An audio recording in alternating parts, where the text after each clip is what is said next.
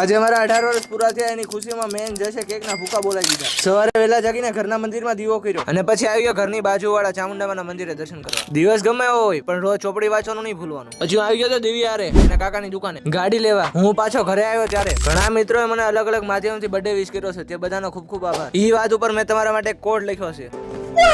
આજે આપણે એક ફંક્શનમાં જમવા જવાનું હતું. અહીંયા આવીને પેલા સૂપ પીધું અને પછી જમવા બેસી ગયા. પછી શાંતિથી ઘરે આવી ગયો. પછી તો મારી જશ વચ્ચે બાંધણ થઈ ગઈ. મારાથી એના વાંદરાનો હાથ તૂટી ગયો એટલે પછી એને લઈને હું આવી ગયો ફોન વાલેમાં. નવો ફોન નહીં પણ બિલ લેવાનું હતું. બિલ લઈને અમે ભાઈ નીકળી ગયા હડમતિયા બાજુ. હડમતિયા આવીને હનુમાન દાદાના દર્શન કરી લીધા. પછી મંદિરની બહાર આવીને ડુંગરની પ્રખ્યાત ગુલ્ફી હડમતિયામાં ખાઈ લીધી. ઘરે જઈને પાછા નીકળી ગયા વસ્તુ લેવા. રસ્તામાં આપણને આપણા નાના નાના પંખા મળી ગયા. એલા પંખાની ફેન કહેવાય. પછી અમે આવી ગયા સુખસાગરમાં. ત્યાંથી પંજાબી સબ્જી પાર્સલ કરાવીને આવી ગયા ઘરે. ઘરે જમવાનું પતાવીને આવી ગયા હતા બહાર સોડા પીવા. જ્યાં અમારી નજર આ લાઈટ ફેંકતા કાકા ઉપર વહી ગઈ. ડ્યુરેબિલિટી ટેસ્ટ તો આવી રીતે કરાય. પછી છેલ્લે ઘરે આવીને કેક કાપીને મારો 18મો બર્થડે સેલિબ્રેટ કર્યો અને મમ્મી પપ્પા તરફથી એક ગિફ્ટ મળ્યું. બીજા એક ગિફ્ટમાં આપણને અત્તર મળી ગયું. એક સાચી વાત કહું ને તો મારો 18મો બર્થડે યાદગાર બનાવવા બદલ મારા પરિવારજનો અને મને શુભેચ્છા આપનાર તમામ લોકોનો ખૂબ ખૂબ આભાર. બસ પણ હવે કેટલી તારીફ સાંભળશો. ફોલો કરીને રાખજો. મળીશું અહીંયા પાછા.